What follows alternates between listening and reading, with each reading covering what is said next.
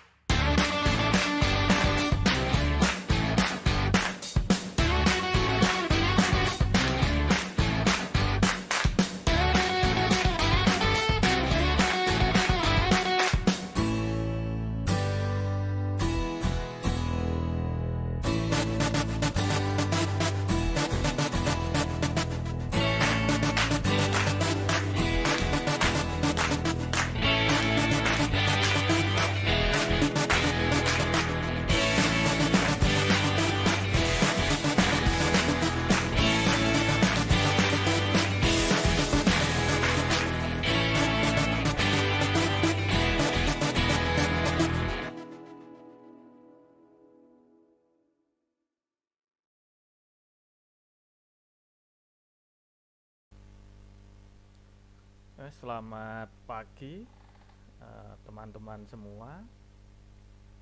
Selamat berjumpa kembali hari ini dalam kuliah virtual teknologi komputer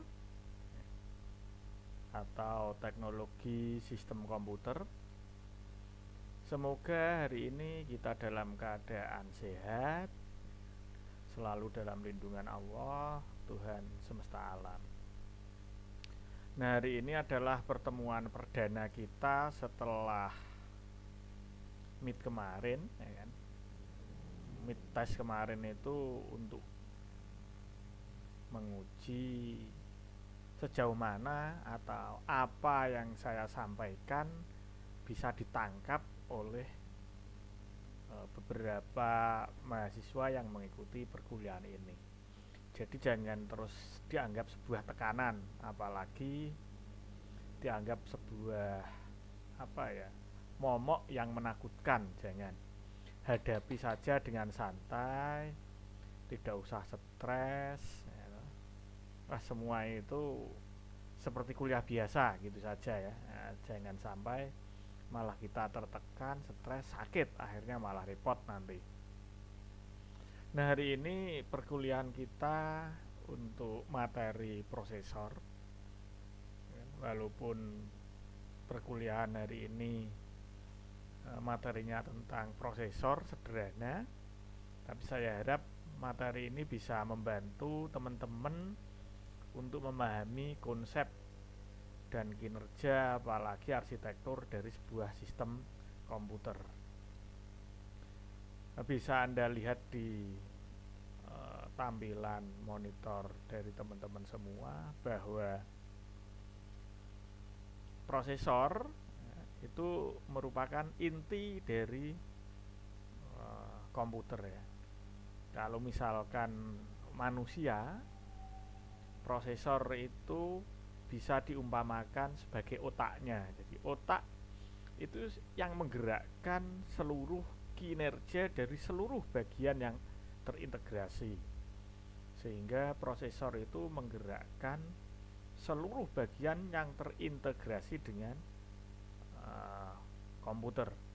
Nah, tentunya penggerakan ini ada instruksi-instruksi khusus atau ada perintah-perintah yang diberikan ke otak tersebut. Tidak mungkin otak tersebut memberikan sebuah respon kalau tidak adanya instruksi.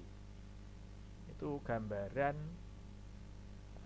simple dari sebuah prosesor. Sehingga prosesor itu merupakan salah satu komponen atau bagian yang paling penting dan utama.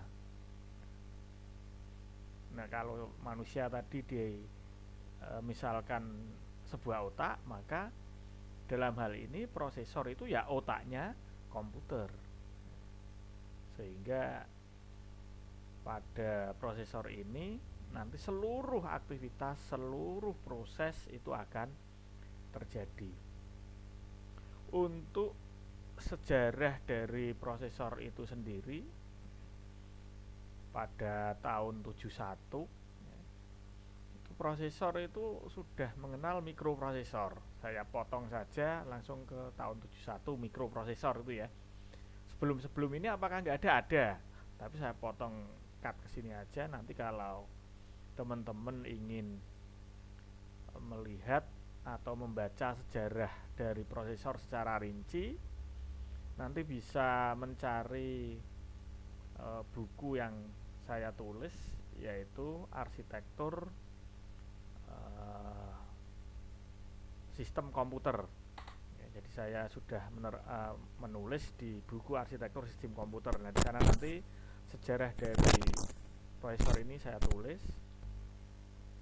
Atau mungkin teman-teman juga bisa mencari dari sumber lain, dari internet, dari jurnal, dari artikel, atau mungkin dari buku-buku yang lain.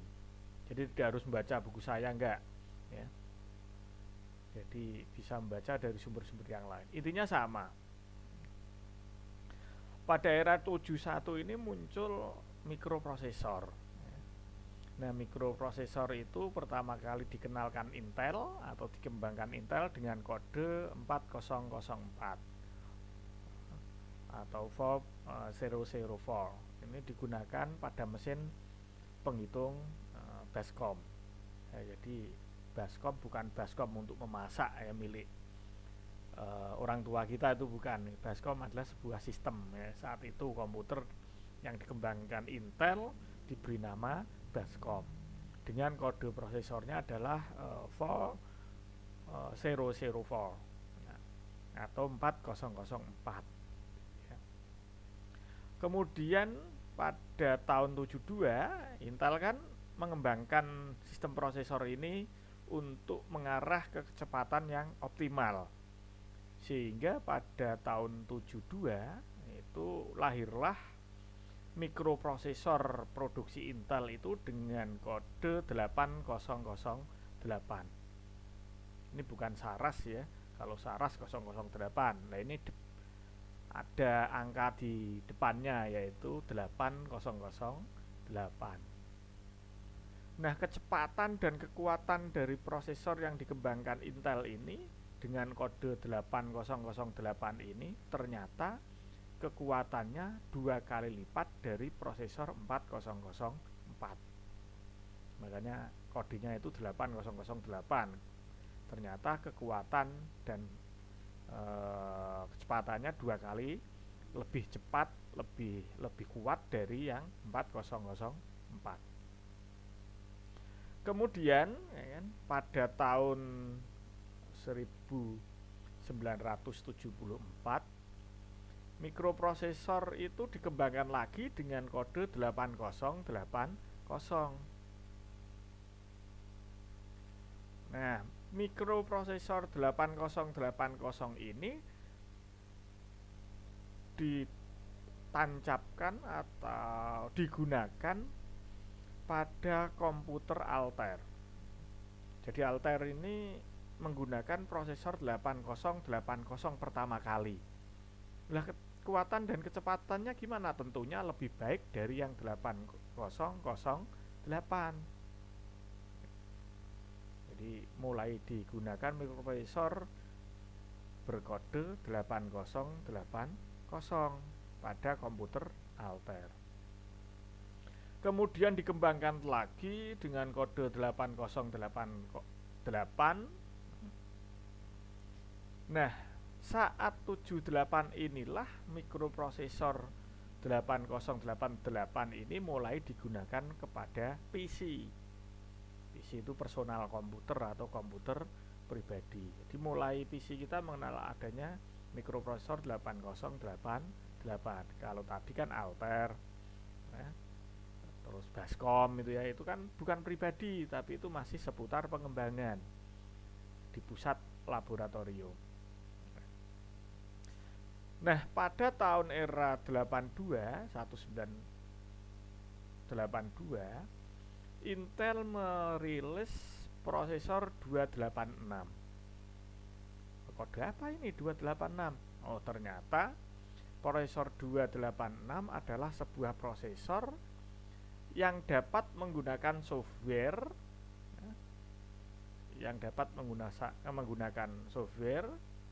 yang digunakan oleh prosesor sebelumnya. Jadi software-software yang bisa digunakan oleh prosesor sebelumnya di update, diincludekan ke prosesor 286. Dari sisi bentuknya, perkembangannya juga signifikan, sehingga pada tahun 1985 lagi-lagi Intel merilis prosesor 386. Nah, cikal bakal komputer 386 ini memiliki 275.000 transistor. Kita tahu transistor itu peralatan elektronik untuk digunakan pada prosesor sebanyak 275.000. Ini ini pada Intel berkode 386. Ini yang masih menggunakan disket ya, bahkan disketnya itu masih ukuran besar dulu ini ya, belum disket kecil, apalagi flash disk belum mengenal. Kemudian pada tahun 89 atau tepatnya 1989,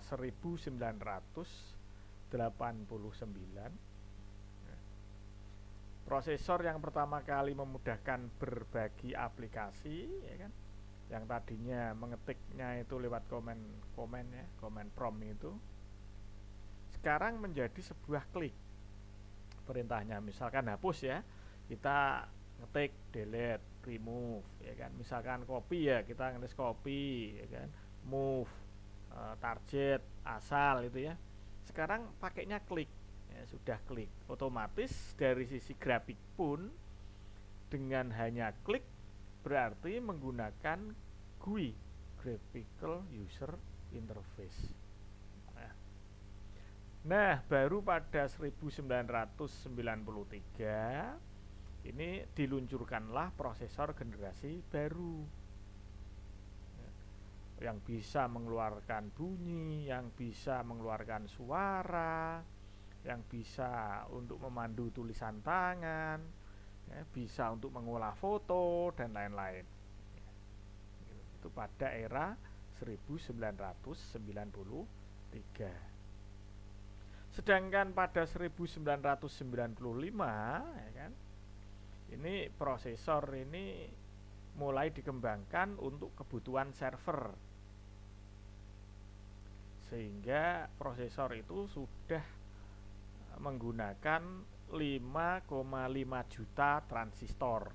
Kalau tadi kan hanya 275.000 transistor, sekarang 5,5 juta transistor. Asumsinya apa? Asumsinya kalau sudah menggunakan banyak transistor, otomatis dia menggunakan sebuah chip ya, IC gitu ya. Jadi IC itu kan kumpulan dari beberapa transistor yang kecil gitu ya, sehingga dikenallah mikroprosesor itu ya, sehingga ukurannya kecil gitu, dengan menggunakan chip ini. Pada era tahun 97 ya kan, diluncurkanlah prosesor dengan kode Pentium 2. Jadi Pentium 2 ini dirancang secara khusus untuk keperluan pengolahan video ya kan, audio ya kan, grafik ya, gambar, sehingga mau tidak mau yang tadinya prosesornya hanya 5,5 juta transistor sekarang bertambah menjadi 7,5 transistor. Nah, sudah bertambah berapa ini? 2 juta ya, 2 juta. Kalau fisiknya ini gede, 2 juta itu ya satu ruangan nggak muat itu. Nah, sehingga sistemnya otomatis dia adalah chip. Pada tahun 1998, Intel mengeluarkan prosesor dengan kode Pentium 2 bertipe Xeon. Nah, Intel Pentium 2 yang bertipe Xeon ini dirancang untuk kebutuhan server dalam dunia jaringan. Jadi memang untuk PC atau personal komputer dan untuk server itu prosesor atau hardwarenya sebetulnya berbeda, fungsi dan kegunaannya berbeda. Tapi ya memang ada beberapa orang yang menggunakan PC atau personal komputer tadi untuk kebutuhan server. Begitu pula ada yang menggunakan server digunakan untuk kebutuhan PC. Tapi sebetulnya manfaat dan kegunaan dari PC maupun server ini berbeda. Memang desainnya dibuat berbeda oleh pengembang. Kemudian pada akhir 1999 ya, diluncurkanlah prosesor dengan kode Celeron. Nah, kode Celeron ini digunakan untuk pengguna yang tidak terlalu membutuhkan kinerja prosesor. Contohnya apa? Untuk kebutuhan aplikasi perkantoran. Kalau untuk perkantoran kan hanya sekedar ngetik, nulis, jumlah, Excel itu ya. Jadi tidak membutuhkan kinerja prosesor yang tinggi. Maka Intel mengeluarkan produk disebut dengan Celeron. Di samping itu, Intel juga mengembangkan prosesor Pentium 3 pada tahun 1999. Jadi pada 99 Intel itu mengembangkan yang Pentium 2 dikembangkan ke Pentium 3 sambil dia menambah produk dengan kode Celeron. Apakah beda Pak? Dua ini beda. Celeron dengan Pentium 2, Pentium 3 berbeda. Nah, pada Pentium 3 ini prosesornya itu ditambah lagi dengan 70 instruksi baru. Sehingga pada tahun 1999 ini Pentium 3 mampu menampilkan gambar dalam 3 dimensi. Bisa dibuat untuk audio streaming. Terus dibuatlah aplikasi-aplikasi baru. Jadi aplikasi database itu mulai dikembangkan pada era tahun 99. Pada tahun 99 pula Intel mengeluarkan produk yang berseri Xeon untuk server tadi, untuk jaringan. Jadi di era tahun 99 itu meluncurkan produk yang diberi kode Celeron untuk kinerja yang tidak membutuhkan unjuk kerja yang tinggi pada prosesornya. Terus mengembangkan prosesor Pentium 3 for PC desktop untuk pengembangan dari Pentium 2 ya kan. Ditambahkan 70 instruksi baru. Terus kemudian juga mengembangkan seri Xeon yang digunakan untuk server. Nah, sehingga pada seri Xeon ini perintah SIM dapat mengolah informasi secara cepat.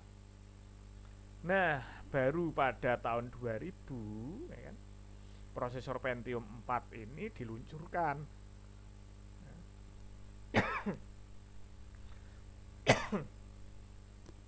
Jadi Pentium 4 itu dikenal mulai tahun 2000. Nah, pada Pentium 4 ini kecepatan dari prosesor itu hingga 3,06 GHz.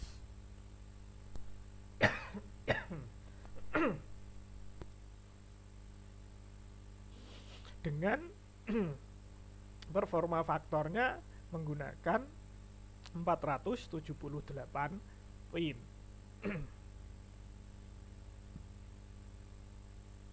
Nah, pada tahun 2001, nah ini kenapa ini tenggorokan kok.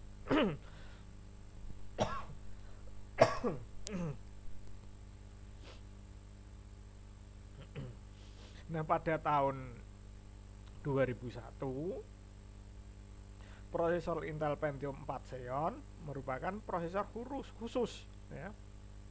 Jadi dia sudah menggabungkan antara Pentium dengan Xeon, maka dikenal Intel Pentium 4 Xeon ya. Ini khusus untuk server dengan pin lebih banyak. Nah, pada tahun 2001 itu juga ya kan, si Intel itu mengenalkan produk dengan nama Itanium. Jadi prosesor dengan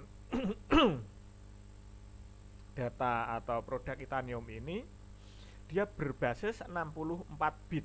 Nah, jadi sudah kinerja lebar datanya sudah mencapai 64 bit. Kalau tadinya hanya 32 bit.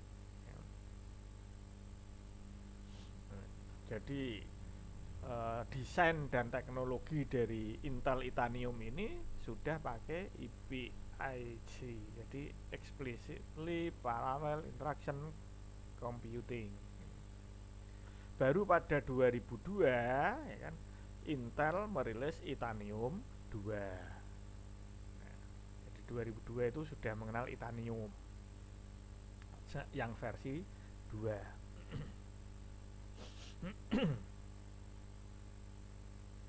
Terus kemudian pada tahun 2003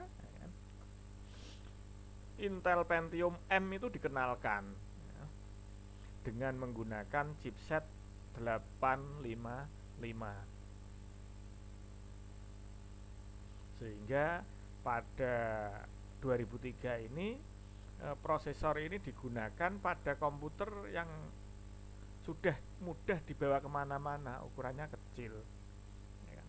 Ukuran dari komputer itu ringkas ya kan?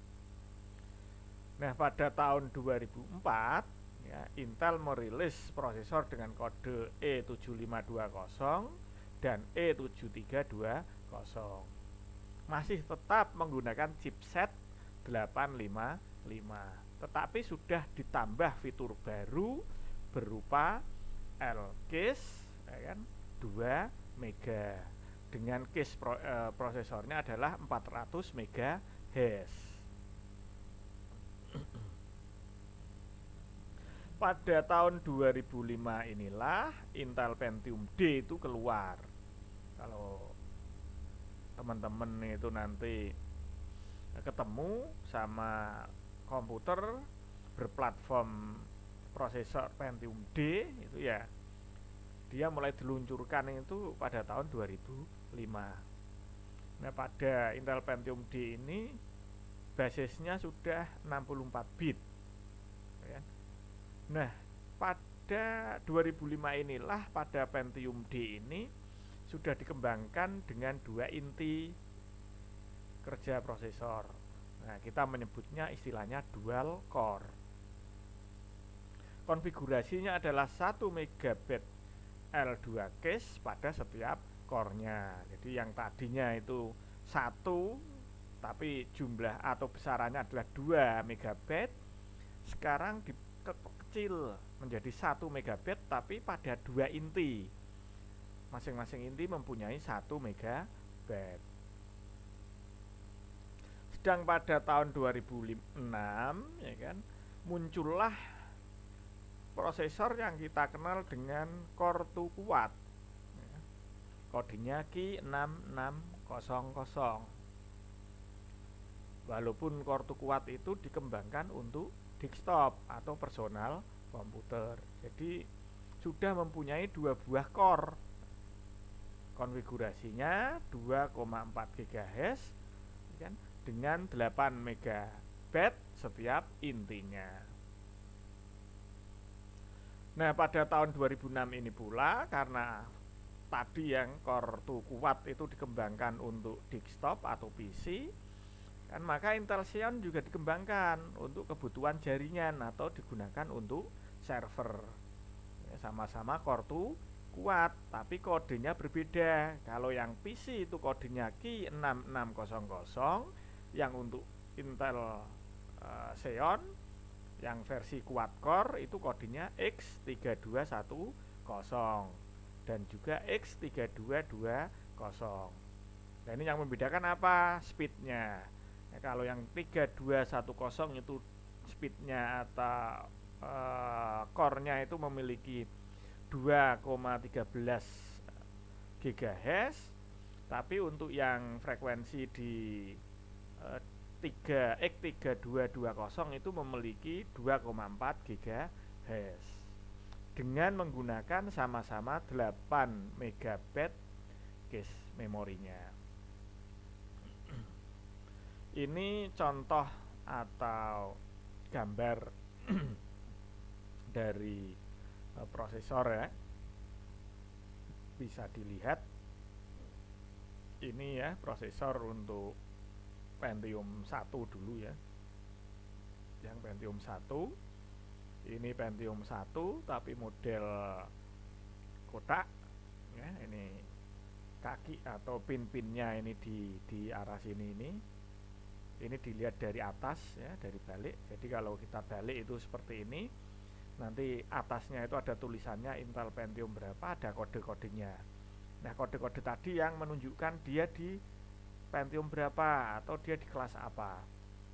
Kemudian kaki-kakinya ini, nah ini key-nya, key kaki.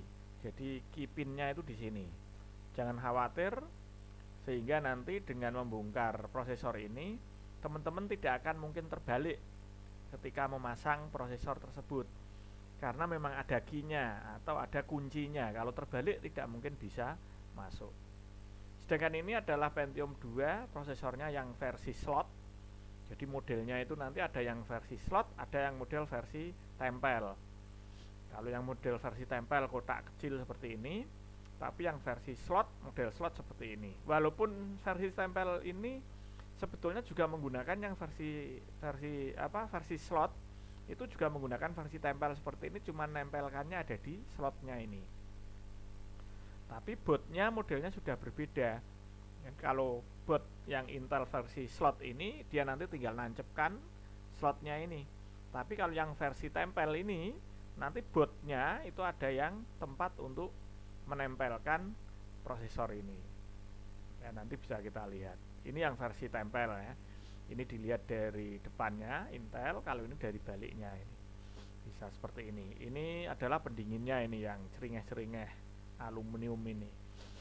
Ini pendingin untuk prosesor Pentium 2 yang versi tempel. Pentium 1 pun ada yang versi tempel seperti ini ya. Ini yang Pentium 3 yang versi tempel ini, bukan yang versi slot. Kalau ini kan versi slot ya. Jadi, nah prosesor-prosesor ini sudah jarang kita temukan ini, apalagi anak-anak milenial ini. Anak-anak milenial dengan prosesor yang seperti ini sudah asing ini kan. Kalau sekarang versinya sudah LGA itu nanti ya. Nanti ini yang versi tempel ini memang versi lama dan sudah menjadi barang purbakala, punah ini. Jadi yang mempunyai prosesor-prosesor ini hanya laboratorium yang memang dulunya itu untuk dunia akademis, sehingga memang ini disimpan rapat-rapat untuk pemahaman dan pengetahuan dari mahasiswa. Nah, ini yang prosesor Pentium. Jadi ini ada prosesor Pentium, ini kaki-kakinya ya, kakinya itu kayak jarum-jarum itu ya ini. Jadi jarum-jarumnya banyak ini. Kalau kena ya agak sakit ini jarumnya ini. Ini jarum. Jadi yang Pentium. Kalau dilihat dari depan seperti ini. Kalau ini kita balik dari belakang, tulisannya bisa kita lihat ini. Intel Pentium 4 serinya berapa. Nanti di sini ada tulisan lagi menunjukkan speed frekuensi dari Pentium itu. Nah, sekarang perkembangannya itu cenderung lebih ke LGA ini. LGA itu di prosesornya ini sudah tidak ada kaki ini. Tidak ada kaki seperti ini yang seperti jarum, sudah nggak ada. Dia cuman adanya titik-titik. Hanya titik-titik kayak logam. Jadi bentuknya itu hanya sebatas kayak titik-titik itu saja. Kalau dibalik nanti ada tulisannya seperti ini. Kalau ini yang versi Pentium 3 tadi, ini ada chipnya di sini, ada tonjolan kecil. Ini biasanya untuk letak chipnya ini. Ini letak chipnya, kemudian di sini nanti ditutup dengan pendingin. Ya, tentunya pendingin itu ada pastanya itu. Yang LGA itu versinya seperti ini. Jadi di prosesor itu sudah tidak ditemukan kaki, walaupun ada pin tapi modelnya sudah titik-titik. Jadi kakinya tidak bentuk jarum. Ini yang model produknya Intel. Sedangkan AMD pun itu juga mengembangkan prosesor ya. Ini untuk yang AMD itu bisa lihat di sini ini AMD. Ini yang model versi kalau di Pentium itu ya ada LGA sama biasa itu ya. Ini yang model LGA. Kalau AMD itu kan dari Radeon K9, K10, sekarang Ryzen itu yaitu AMD. Perkembangannya seperti itu. Ini yang model kaki ya, ini yang model kaki, ada kakinya. Ini yang tidak ada kakinya. Ini yang Athlon ya, model Athlon itu seri-seri dulu itu ya, Athlon, AMD ya kan. Ini juga miliknya AMD. Jadi produk dari prosesor komputer itu sekarang yang terkenal dan yang bersaing itu ada dua, yaitu produknya Intel dan produknya AMD. Jadi kalau nanti teman-teman itu melihat di pasaran itu ada dua model, AMD dan Intel. Apakah keduanya ini bisa dipasang bergantian pada alat yang sama? Tidak bisa. Kalau bootnya itu AMD, ya prosesornya menggunakan AMD. Kalau bootnya itu arsitekturnya Intel, ya prosesornya harus menggunakan Intel, karena masing-masing prosesor, masing-masing produk, masing-masing pengembang, masing-masing perusahaan mempunyai arsitektur yang berbeda. Nah, ini yang lebih besar lagi ya, lebih jelas. Ini prosesor yang dikembangkan oleh Intel ya, dari LGA 775, i3, i5, i7, i9 sampai dengan Extreme. Ya, mungkin Xeon sekarang juga menggunakan yang ini for server. Cuman kalau Xeon itu bootnya biasanya lebih dari satu prosesor nanti. Nah, ini nggak ada kaki yang seperti jarum tadi, nggak ada ini. Ini hanya sebatas kayak titik-titik komponen elemen aluminium saja. Nah, dari sini nanti bisa dimasukkan ke rumah prosesor yang ada di board seperti ini. Jadi yang berserabut seperti jarum kecil itu sekarang di boardnya, bukan lagi di prosesornya. Karena untuk mengantisipasi seandainya prosesor ini jatuh, tidak akan terjadi patahan pada kaki prosesor. Nah, kalau prosesornya ini masih dalam bentuk jarum, nanti bisa dimungkinkan ada satu patahan saja, maka akan mengganggu kinerja dari prosesor. Nah, sekarang yang menjadi penentu dari ini, pinnya, jarumnya ini ada di boardnya sekarang.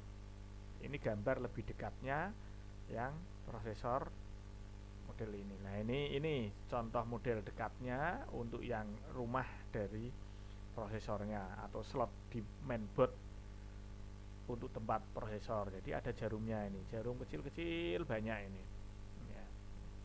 Jangan khawatir ya, untuk masang ini nggak mungkin kebalik karena ada penguncinya ini di kanan dan kiri, ini ada semua, ini sama ini. Jadi prosesornya nanti bentuknya juga beda, ada penguncinya di sini, ini dengan ini. Jadi kalau kebalik ini mesti ketutup, nanti nggak bisa masuk. Jadi teman-teman jangan ragu, jangan takut ketika membuka atau membongkar prosesor dari rumahnya, karena tidak mungkin akan terbalik. Nah, ini contoh perbedaan dari prosesor yang menggunakan kaki jarum dan model bintik elemen elemen aluminium. Nah, ini yang ada jarum, ada kaki ini ya. Ini model prosesornya ada kaki-kakinya. Ini modelnya tidak ada kaki-kakinya. Bisa dilihat ya dari sini ya. Ini kaki-kaki, ini tidak ada kaki, sehingga dimungkinkan kalau terjatuh kaki ini bisa bengkok. Kalau kaki ini bengkok lalu patah, maka kinerja dari prosesor ini sudah terganggu. Tapi kalau ini jatuh ya kan, maka tidak ada kaki yang bengkok karena cuman titik-titik elemen aluminium atau komponen aluminium saja. Jadi tidak mungkin kakinya bengkok karena tidak mempunyai kaki. Nah, fungsi dari prosesor itu sendiri adalah dapat memproses data yang diterima dari input, kemudian akan menghasilkan pengeluaran berupa output. Jadi prosesor itu adalah tempat untuk memproses data. Kalau ada pertanyaan, di mana pemrosesan data itu dilakukan pada komputer, jawab saja dengan pasti, pada prosesor. Nah, namun perlu diketahui bahwa prosesor itu mempunyai 3 komponen. Komponen yang pertama disebut dengan ALU, Arithmetic Logic Unit. Jadi kalau ada 1 ditambah 2 plus sama dengan 3, itu yang mengerjakan nanti komponennya ALU. atau mungkin 1N1, 0N1, 0N0, 1 OR 0, 0 OR 0, not N1, ya kan? Itu juga yang mengerjakan adalah ALU. Aritmetik itu tadi penjumlahan, pengurangan, perkalian. Kalau logik itu operasi logika, AND, OR, XOR, NOR, dan lain-lain. Tentunya Anda di dunia pemrosesan data itu sudah mendapatkan mata kuliah ini. Itu ya. Terus kemudian ya kan, nanti ada namanya CU, ya, control unit, yang mengontrol kinerja prosesor itu dikontrol unit. Control unit. Sedangkan untuk meletakkan alamat itu ada di register. Register itu ada di prosesor ini. Jadi nanti instruksi-instruksi itu akan tersimpan pada register. Sehingga prosesor itu mempunyai 3 bagian: ALU, CU, dan register. Arithmetic logic unit, control unit, dan register. Mungkin ini saja yang bisa saya sampaikan. Kalau ada pertanyaan atau kurang jelas dengan apa yang saya sampaikan, bisa bertanya melalui forum yang telah disediakan. Dari saya, sekali lagi saya ucapkan terima kasih. Selamat pagi.